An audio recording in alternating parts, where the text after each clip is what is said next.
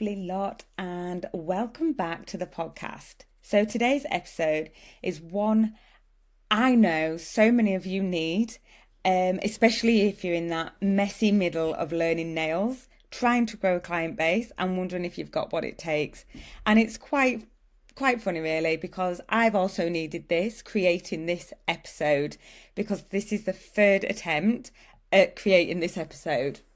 When it came down to the editing, the last one, I completely just deleted the whole entire lot. So today we are going to be talking about resilience. And when I say resilience, I don't mean just the ability to keep bouncing back after everything, like things going wrong, you bounce back, something else goes wrong, you bounce back.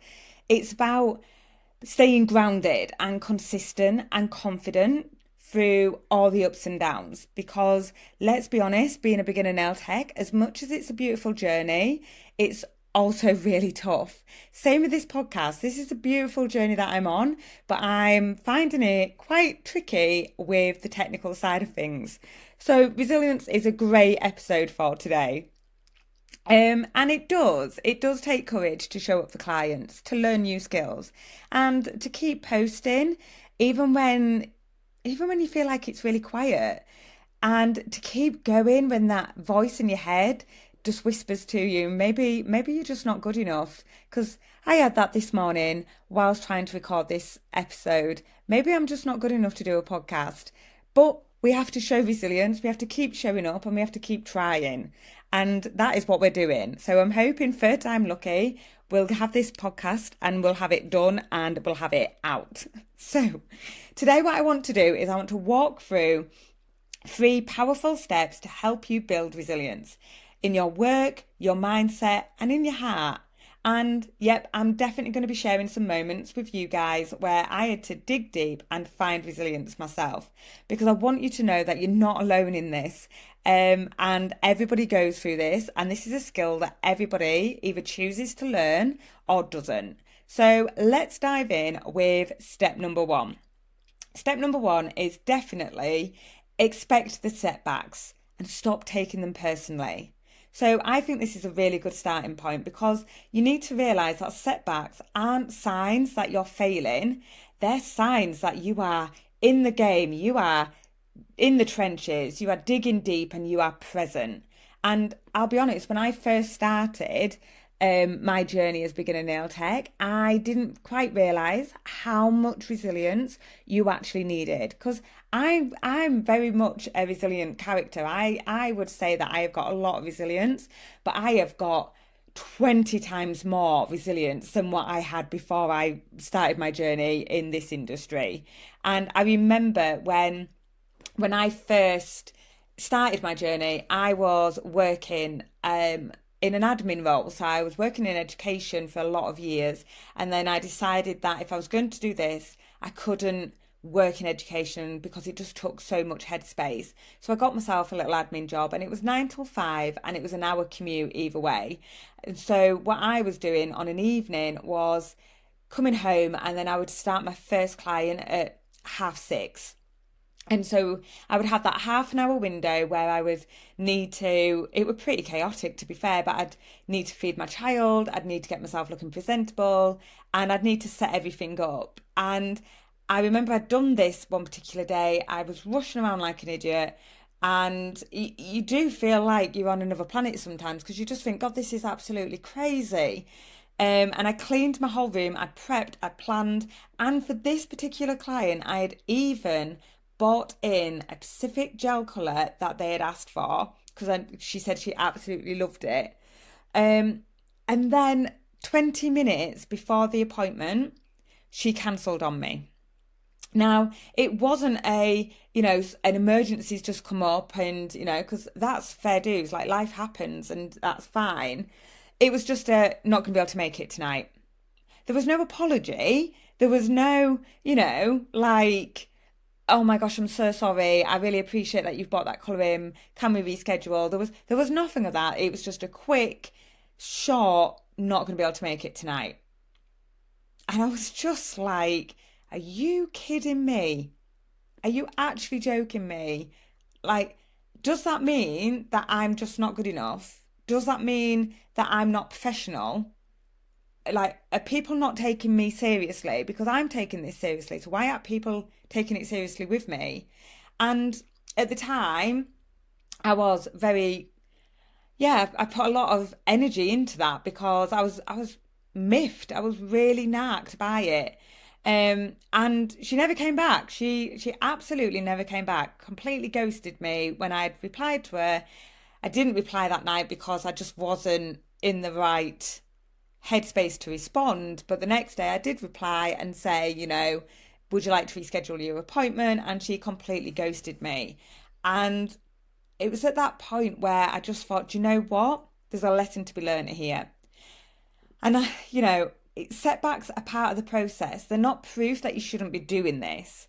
But my lesson to be learnt there, and there is a lesson to be learned in every setback. You've just got to find the lesson. And this lesson was I needed to put in some policies, because how can I expect my clients to take my business seriously if I'm not taking it seriously in the respect that I am not putting policies and boundaries in place?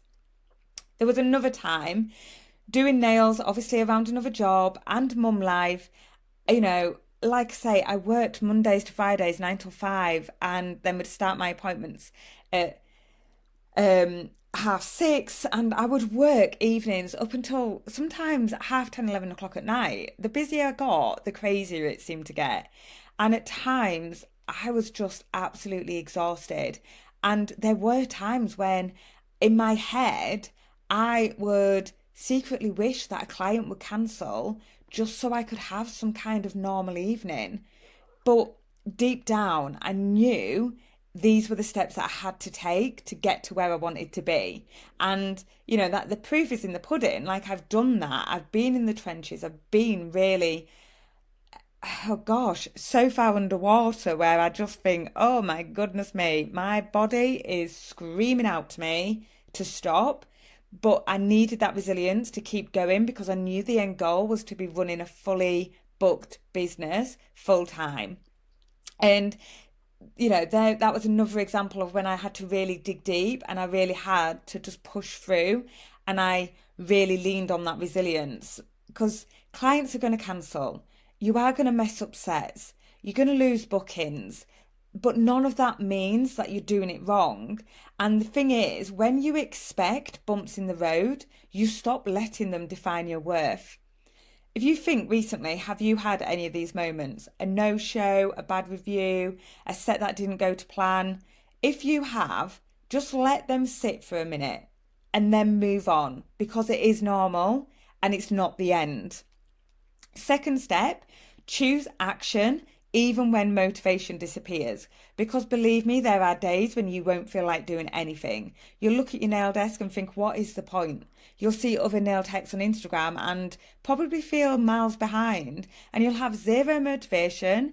And I think when you put yourself so much out there on social media, because, that's what we need to do. If we want our business to thrive and, then we have to put our faces out there. We have to put time and effort into our social media.